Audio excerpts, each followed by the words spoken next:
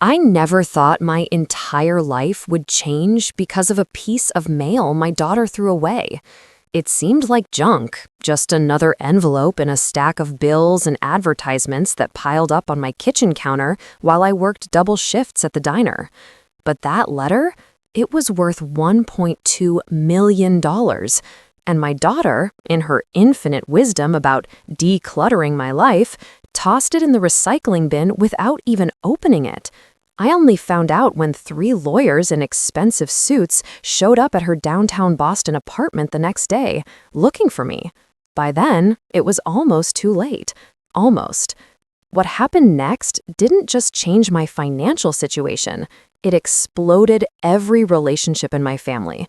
And let me tell you, revenge doesn't always look like you'd expect, especially when it comes served with a side of inheritance papers and decades of family secrets. I've been a single mom for most of my adult life. My husband, Tom, left when our daughter Maddie was 7, claiming he needed to find himself, which apparently meant finding a yoga instructor named Amber in San Diego. After the divorce, I moved us back to my hometown outside of Boston to be closer to my parents, especially my father. Dad was an accountant, meticulous, stern, and never one to waste words or money. Mom passed when I was in high school, so it was just him in that big colonial house in Lexington that had been in our family for generations. Growing up, Dad's approval was like rainfall in the desert, rare and precious. Nothing I did was ever quite good enough. My B-plus grades should have been A's. My softball trophies gathered dust in the basement rather than displayed on the mantle. When I was 16, I'd been accepted to this prestigious summer writing program at Northwestern. I was ecstatic.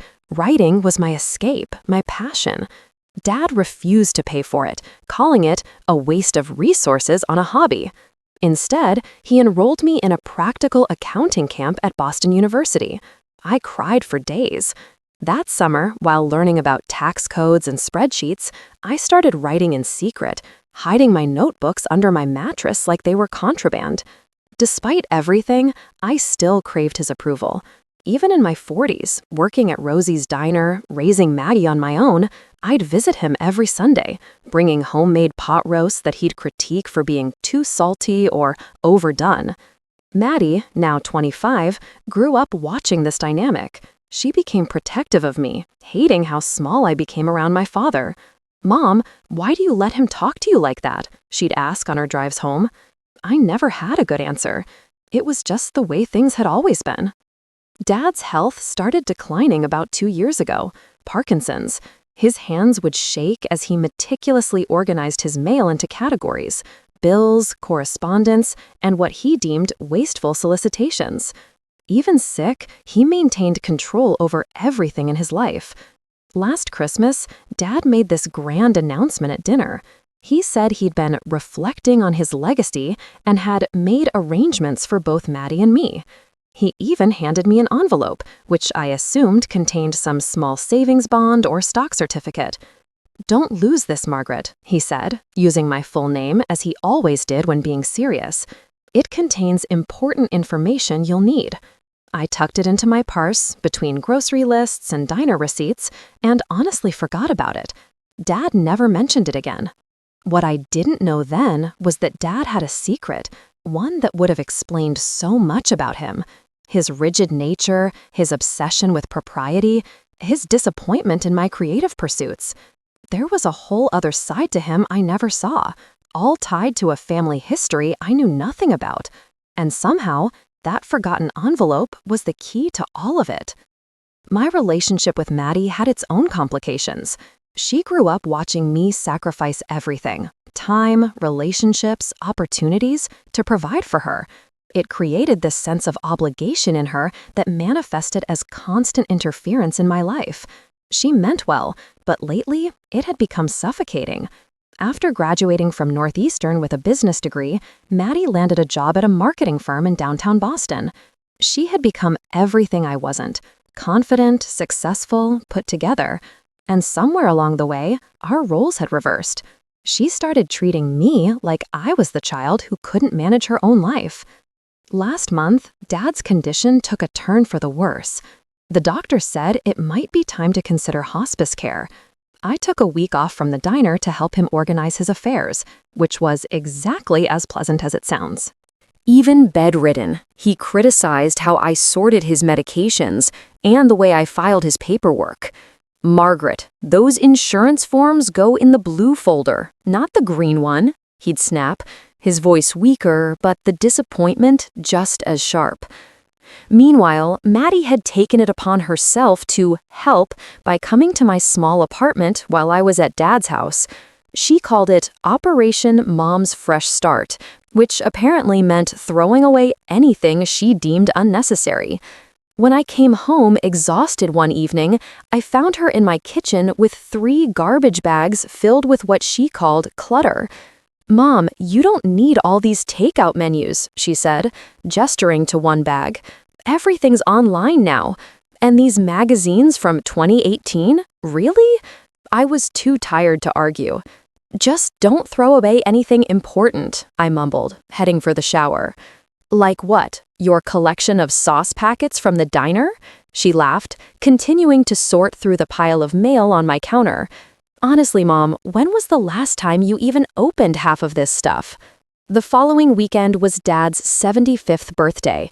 Despite his condition, he insisted on having his traditional family dinner, which meant Maddie and me sitting awkwardly at his formal dining table while he picked at the food I'd prepared. This year, he'd also invited his lawyer, Edwin Porter, a solemn man with wire-rimmed glasses who'd handled the family's legal matters for decades. The tension in the room was thick enough to cut with the sterling silver butter knife that Dad insisted on using, even though his hands shook so badly that butter ended up on the tablecloth more than on his dinner roll. "I've asked Edwin to join us," Dad announced, "because I want to discuss the arrangements I mentioned at Christmas." He looked directly at me. "Margaret, did you bring the envelope I gave you?" My stomach dropped. The envelope. I hadn't given it a second thought since Christmas. I think it's at home," I stammered. Dad's face darkened. "I specifically told you to keep it safe. It contains the access codes for the trust accounts." "Trust accounts?" Maddie perked up. "What trust accounts?" Edwin cleared his throat. "Your grandfather has established significant trusts for both of you. The documentation Margaret received contains the necessary authentication information." Dad's knuckles whitened around his fork. "I'm sure Margaret has just misplaced it temporarily. She's always been disorganized." The familiar shame washed over me. Maddie jumped to my defense. "Grandpa, Mom's been taking care of you non-stop while working full-time. Cut her some slack." "This isn't about slack, Madison," Dad said sharply. "This is about responsibility, something your mother has always struggled with." Edwin looked uncomfortable. "Perhaps we should reschedule this discussion?" "No," Dad insisted. "Time is something I don't have in abundance anymore." He turned to me. "Margaret, you need to find that envelope immediately. The trustees are finalizing the transfers this week." The drive home was silent. Maddie finally spoke as we pulled into my apartment complex. "Mom, we'll find the envelope. It's probably just buried under some papers." But as we entered my apartment, my heart sank. The kitchen counter was spotless. All the mail was gone. "Maddie," I said slowly, "what did you do with all the mail that was here?" She looked confused. "I sorted it. Bills in your desk drawer, personal stuff on your nightstand, and junk mail in the recycling." "What did you consider junk mail?" My voice was rising. "The usual: credit card offers, catalogs, random letters that looked like solicitations." She paused. "Why?" I was already digging through my desk and nightstand. Nothing. I rushed to the recycling bin in the utility room. Empty. "The recycling truck came yesterday," Maddie said, following me. "Mom, what's going on?" I sank to the floor, my back against the washing machine. The envelope from Grandpa. I think it was in that pile of mail. The Christmas envelope? But that was months ago. You never opened it? "I forgot about it," I shouted, then immediately regretted my tone. I'm sorry, but your grandpa, he's apparently set up some kind of trust, and that envelope had important codes or something. Maddie paled. How important? Important enough that he invited his lawyer to his birthday dinner to discuss it. We spent the next 3 hours tearing apart my apartment, searching every drawer, folder, and bag. Nothing. The envelope was gone, thrown away with what Maddie had deemed junk mail. I called Edwin that night, explaining the situation. His response was not reassuring. This is problematic, Margaret. Those access codes are required for the trustees to verify your identity. Without them, the default provisions will take effect. What default provisions? There was a long pause. I think that's something you should discuss with your father. The next morning, I had to work a double shift. I was serving coffee to my regular customers, trying to act normal while internally panicking about the missing envelope, when my phone lit up with texts from Maddie. Mom, call me Mao. There are lawyers here, at my apartment, looking for you. Something about Grandpa's trust. I nearly dropped a plate of pancakes. I told my manager I had a family emergency and rushed out, still wearing my diner uniform, complete with a syrup stain on the front pocket. I arrived at Maddie's Beacon Hill apartment building out of breath, having parked 3 blocks away because, of course, there was no parking. The doorman recognized me and waved me up. When I knocked on her door, Maddie opened it with wide eyes. "Mom," she whispered, "there are 3 lawyers in my living room." I stepped inside to find 3 people in expensive suits sitting stiffly on Maddie's mid-century modern couch. 2 men and a woman, all with leather portfolios and expressions that screamed bearers of complicated news. "Mrs. Margaret Wilson." The older man stood and extended his hand. "I'm Robert Caldwell from Caldwell, Fench and Associates. These are my colleagues, Janet Pierce and Thomas Nguyen. We represent the Lexington Heritage Trust." "The what?" I asked, still in my coffee-stained uniform. "Perhaps we should sit down," Janet suggested. Over the next 20 minutes, they explained that my father had established a complex trust years ago with significant assets that were supposed to transfer to me and Maddie, contingent upon my presenting the authentication codes by today's date. Without those codes, the assets would default to the secondary beneficiary. "Who's the secondary beneficiary?" Maddie asked. "The Lexington Historical Society," Thomas replied. "How much money are we talking about?" I asked, feeling lightheaded. Robert cleared his throat. "The total value of the trust is approximately $1.2 million. Maddie gasped. I felt like I might faint. "This is ridiculous," I finally said. "I'm his daughter. I lost an envelope. He can just give me new codes." "I'm afraid it doesn't work that way," Janet explained. "Your father set up very specific verification protocols. He was adamant about the process." "Of course he was," I muttered. After they left, promising to see what could be done, Maddie and I sat in stunned silence. "Mom, I'm so sorry," she finally said, tears welling up. "This is all my fault." "No, it's his fault," I replied, a lifetime of resentment bubbling up. "This is exactly like him, setting impossible standards, creating tests I'm bound to fail, then punishing me for it." That afternoon, we drove to my father's house. Edwin was there, along with a nurse. Dad was in his study, looking frailer than ever, but somehow still imposing in his leather chair. "I understand you've lost the envelope," he said, without preamble. "Dad, please," I began. "This is insane. You can't just give away our inheritance because of a misplaced envelope." "It wasn't misplaced, Margaret. It was discarded. There's a difference." "Grandpa," Maddie interjected, "it was my fault. I threw it away thinking it was junk mail." Dad looked at her, his expression softening slightly.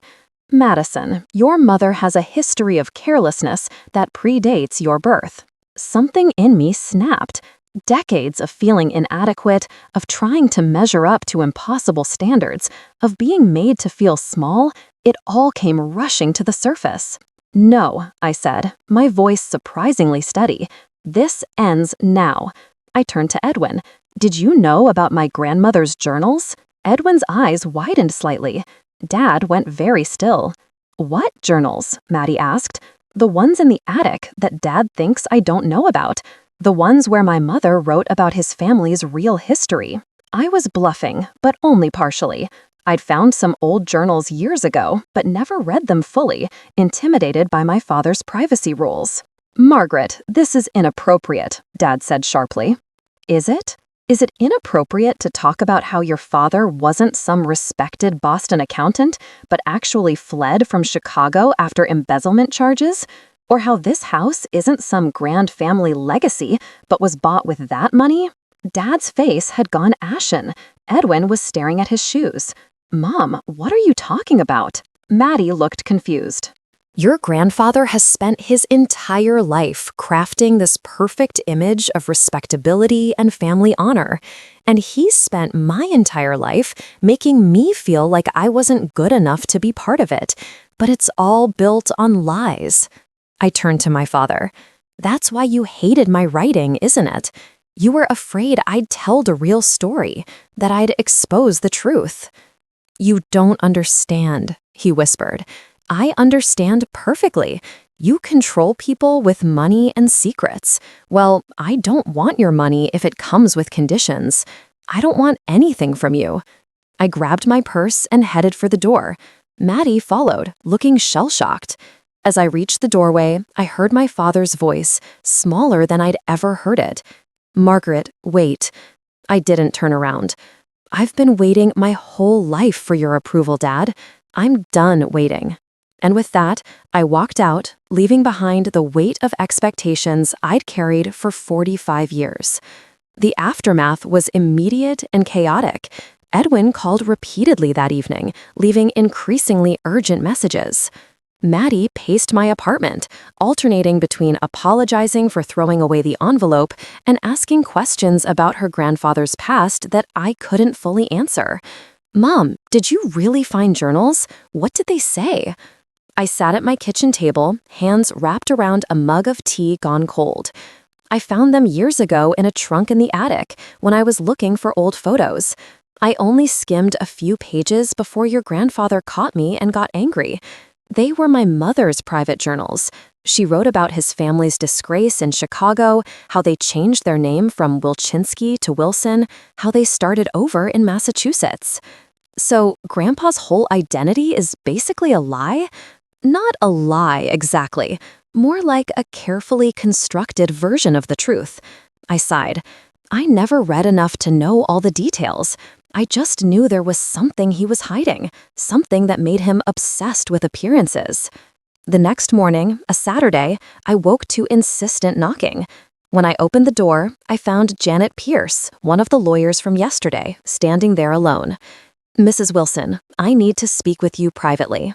Once inside, she glanced around as if checking for eavesdroppers before speaking in a lowered voice. What you said yesterday about your grandfather's history in Chicago, it triggered some concerns with our firm's compliance department. We're legally obligated to verify the source of funds in trusts we manage. My bluff had apparently hit closer to home than I realized. Mr. Caldwell asked me to deliver this to you personally. She handed me a thick envelope.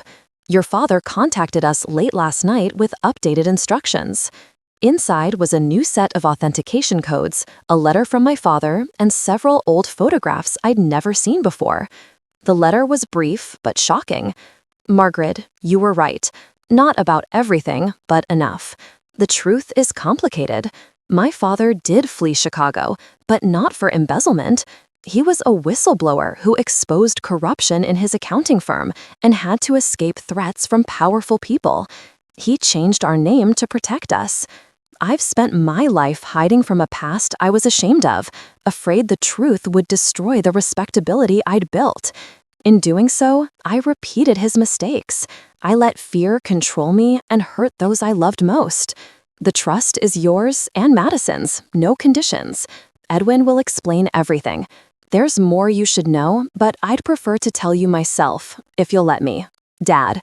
Attached was a photo of a young man who looked remarkably like my father, standing outside a Chicago courthouse, captioned, "Joseph Wilczynski, 1948, testifying against Hartman Financial." Janet left after explaining that the trust transfer would proceed as originally intended. I sat stunned, the pieces of my father's life, and by extension, my own, reconfiguring themselves in my mind. That afternoon, Maddie and I returned to Dad's house. He was in his study again, but this time, he looked smaller, more vulnerable. "You knew about the journals," he said. It wasn't a question. Not everything, just enough. "I should have told you years ago." His hands trembled, not just from the Parkinson's. My father was a hero, in his way. He sacrificed everything to do the right thing. But growing up in hiding, always afraid the past would catch up to us, it marked me.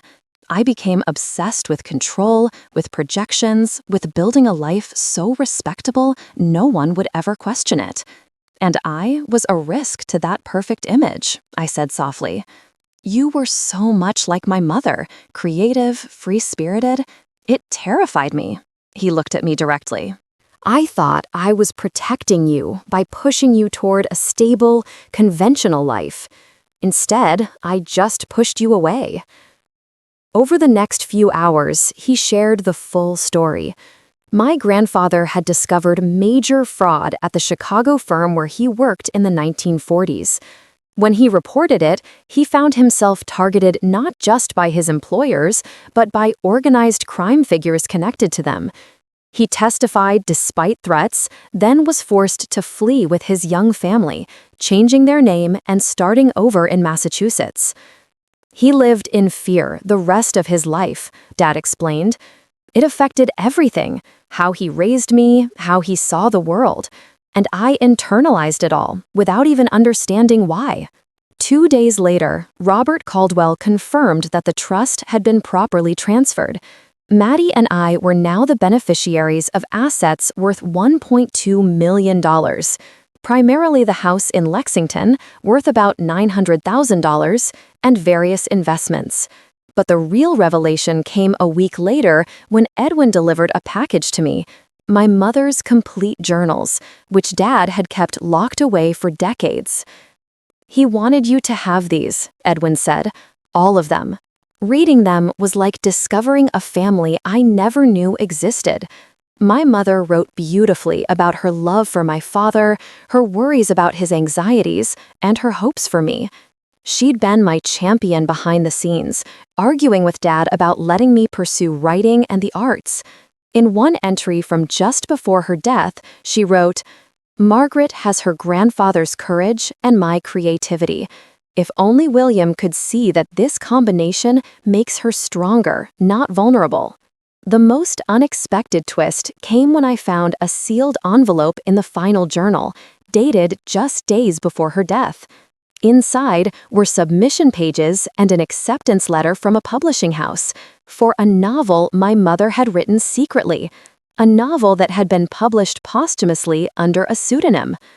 "River's Edge," I whispered, recognizing the title of a book I'd actually read in college, never knowing its author was my own mother. Dad's health continued to decline, but our relationship entered a new phase. There was an openness between us that had never existed before. He asked to read some of my writing, and though his hands shook too much to hold the pages, Maddie read them aloud to him.